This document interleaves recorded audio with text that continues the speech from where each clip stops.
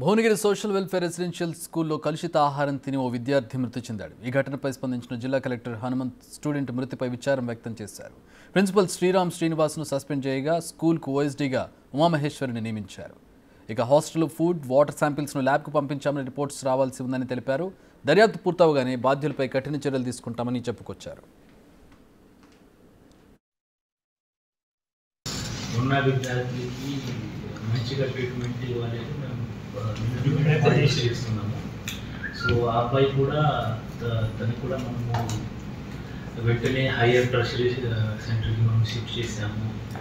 Then అక్కడ నుంచి రెయిన్బోకి పంపించాము, best treatment అందించిన ప్రయత్నం చేశాము.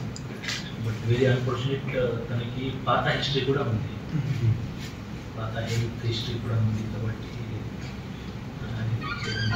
దీంతో పాటు మనము యాక్షన్ అనేది 14 రోజు ప్రిన్సిపల్కి సస్పెండ్ చేసాము. సో ఇప్పుడు డీటెయిల్ మనం అక్కడ ఉన్న వాటర్ శాంపుల్ కూడా టెస్టింగ్ పంపించాము, అదేవిధంగా సర్కుల్ శాంపుల్ కూడా టెస్ట్ చేసి పంపించాము.